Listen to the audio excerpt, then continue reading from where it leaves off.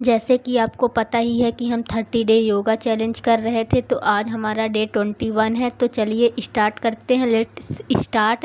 सबसे पहले क्या करना है, आपको दोनों पैरों को सामने लाएंगे। दोनों पैर हम सामने लाते हुए अपने हाथों को मैट पर रखेंगे। ध्यान दें, अपने हाथ मैट पे ही रखेंगे, आपको ऊपर उठा के नहीं रखना है या तो कुछ नहीं करना है। अपने हाथों को मैट पे रखते हुए अपने सोल्स को राउंड शेप पे घुमाना है, अपने तलवों को राउंड शेप पे घुमाना है। ध्यान दें कि आप एक बार क्लॉकवाइज में घुमाएंगे, उसके बाद आपको एंटी क्लॉकवाइज में घुमाना है। इससे जो आपके तलवों में दर्द रहता है या जलन रहती है, तो ये एक्सरसाइज करने से आपको बहुत ही ज़्यादा रिलैक्स फील होगा। आपको इसको डेली कंटिन्यू कम से कम 20 बार करना चाहिए। आप चाहें तो इन एक्सरसाइज को आप बेड पे भी बैठ के आराम से कर सकते हैं, सोते टाइम या आप जब उठ रहे हैं तब आप इन एक्सरसाइज को फॉलो कर सकते हैं।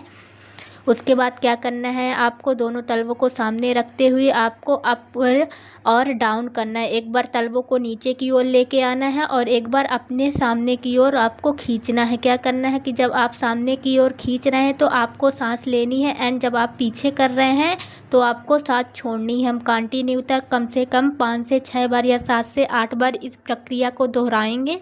Up to down, up to down. ध्यान दें कि जब आप नीचे कर रहे हैं तो आपको सांस ज़रूर लेनी है, और जब आप डाउन कर रहे हैं तो आपको सांस छोड़नी है। ये आपको ब्रीदिंग करते हुए इस एक्सरसाइज को करना है।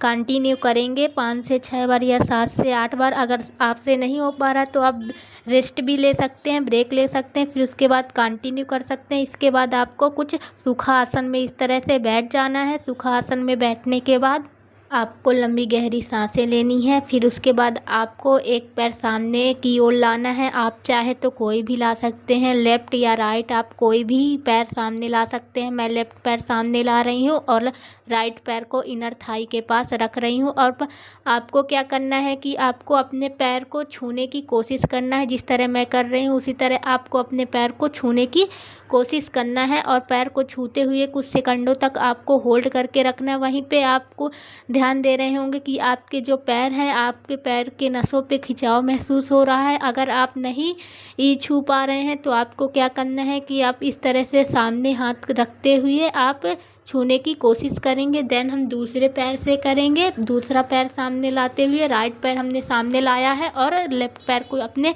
इनर थाई के पास रखते हुए अब इसको छूने की कोशिश करना है। अगर नहीं छू पा रहे हैं तो फिर से कुछ इस तरीके से आपको कंटिन्यू करना है। कुछ सेकंडों तक आपको होल्ड करके रखना है। होल्ड करके रखेंगे कुछ सेकंडों तक। अगर आप बहुत देर तक होल्ड करके नहीं रख पा रहे हैं तो आप थोड़ी देर थोड़ा सा ही होल्ड करके रखिए, देन फिर अपनी स्थिति पे वापस आ सकते हैं। फिर क्या करना है, आपको रिलैक्स होके बैठ जाना है। फिर हम खड़े होंगे। खड़े हो जाइए आप लोग भी। खड़े होने के बाद आपको वीरभद्रासन करना है। वीरभद्रासन करने के लिए सबसे पहले क्या करना है कि अपने एक पैर को सामने लाते हुए, आप चाहे तो राइट या लेफ़्ट, दोनों पैरों में से कोई भी पैर सामने ला सकते हैं। हम राइट पैर सामने लाते हुए लेफ़्ट पैर को पीछे की ओर लेके जाएंगे। अपने हाथों को ऊपर की ओर रखना है और आपको हाथों को ऊपर की ओर रखते हुए आपको सामने की ओर देखना है। हम कुछ देर तक इसी स्थिति पे होल्ड करके रखेंगे। वीरभद्रासन बहुत ही ज़्यादा लाभदायक होता है।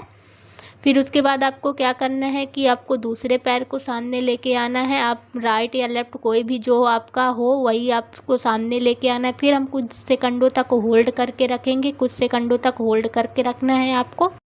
वीरभद्रासन आपके पोस्चर को सही करने में हेल्प करता है। ये बहुत ही ज़्यादा लाभदायक